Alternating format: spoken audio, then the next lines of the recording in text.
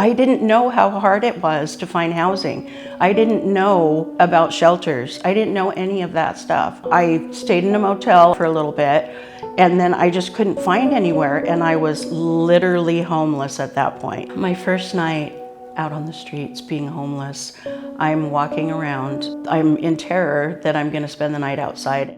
I try to find a place to hide.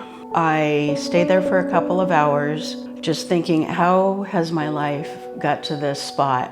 Who could I call? No one. I really had cut so many ties and I had nothing. Before I came to the mission, for many years, I lived in a communal environment. One by one, they kept selling the houses out from under us. When the first house was sold, that brought us down to 50. When that house was sold, it brought us down to about a dozen. When that house was sold, it brought us down to just 4. And then one went in a nursing home, another one died, another one went off with his mother, and I was alone. I couldn't afford the rent or anything, so I was homeless. My truck had no heat. I'm in the winter. I couldn't hardly sleep in it because it was too small. I started looking around for ways to kill myself. Oh, my life was terrible. The only thing I had was a sleeping bag and a couple clothes and a backpack, and that's it. I was spending maybe about 20 years homeless. I never had a job for no more than 6 months. There's nobody out there for you, and you have to find a way to survive. And everybody you talk to, they are in the same situation. My downfall was meth. I couldn't get away from that. During my time on the street, I had experiences where I was hurt or sick and unsafe, and I didn't have a means to protect myself. There were not shelter services available where I was. I was estranged from family. The relationships that I had built were unsafe. I was very hurt. I'd been attacked, and I couldn't care for myself, and I just didn't have anywhere to go. I felt like the world had no place for me. That's a pretty soul-crushing feeling.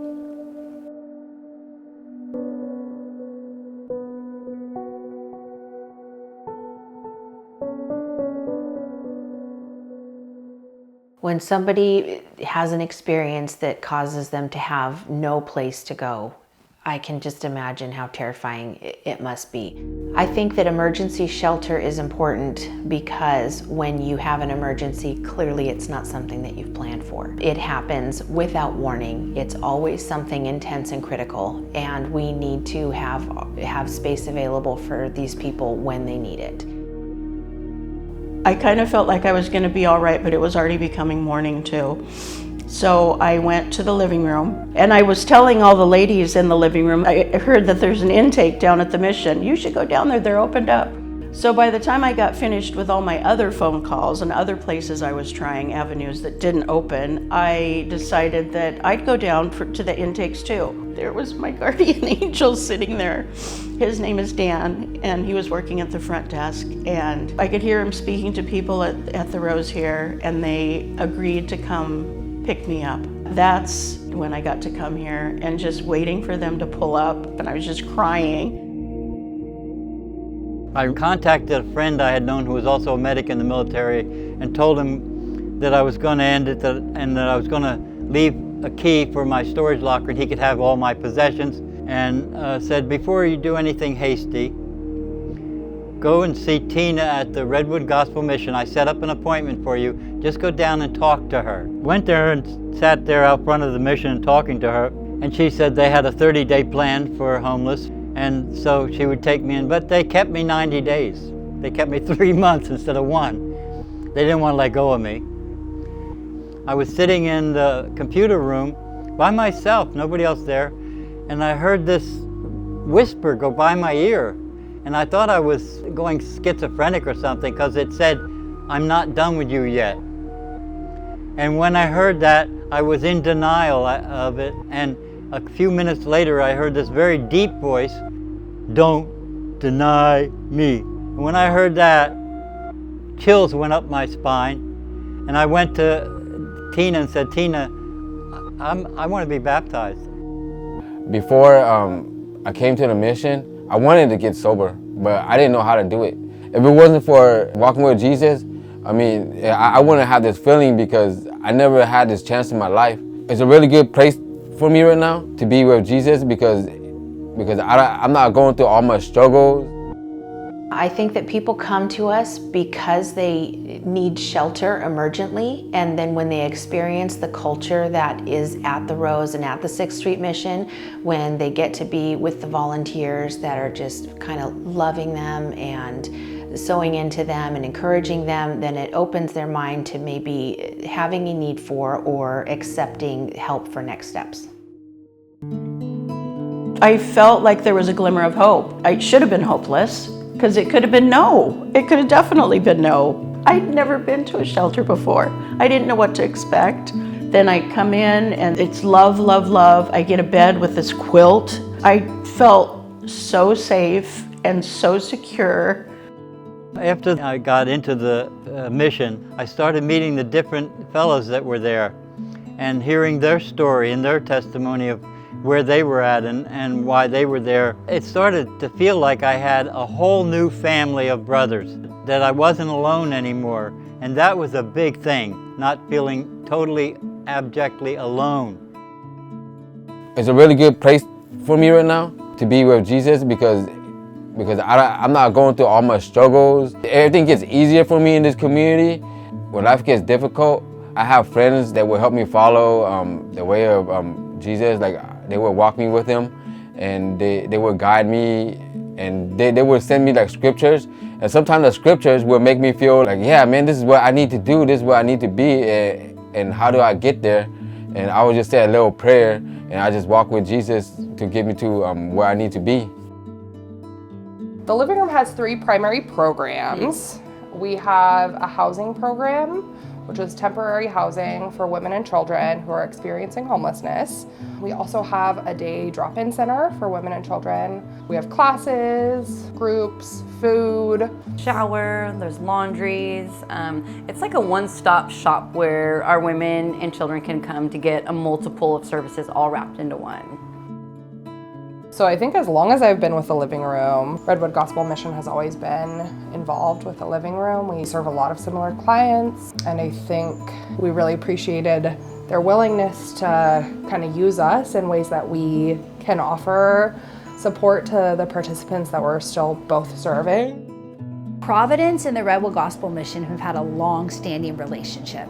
Typically, when people get discharged from the emergency department and they don't have anywhere to go, the Redwood Gospel Mission has been key in getting people same-day shelter beds, whether that's directly from the hospital, a few days later. Sometimes we will encounter patients on the street who were discharged and they didn't have a place to go, and the Redwood Gospel Mission has been key in helping shelter people when they get out of the hospital.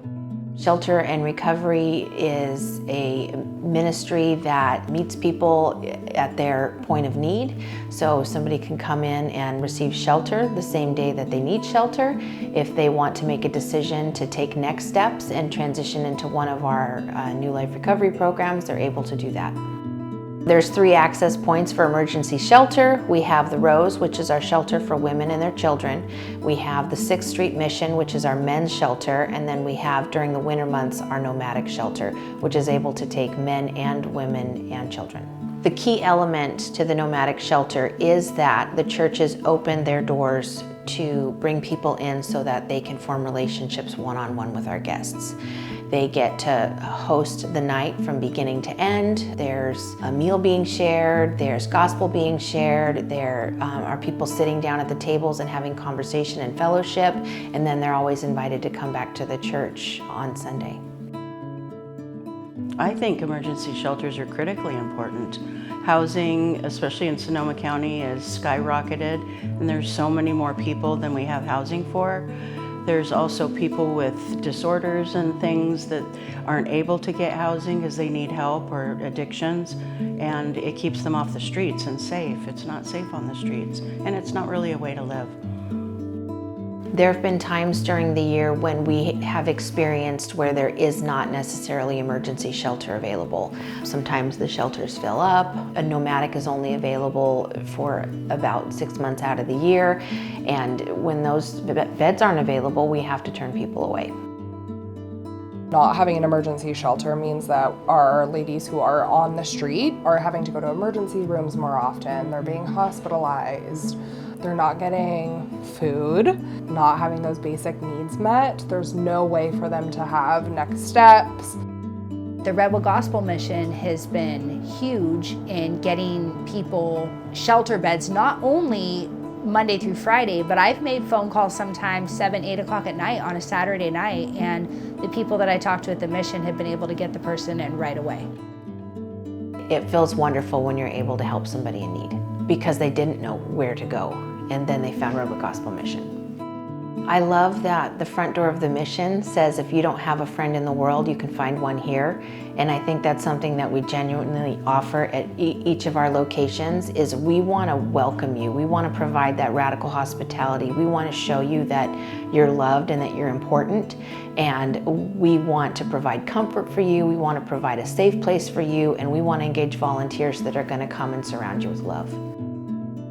Loneliness is the worst plague known to mankind, and I want to help support our gym as best I can to make as few people homeless or as many not homeless as possible, to supply food, clothing, shelter, care to every one of them so that they felt needed and having friendship and having camaraderie.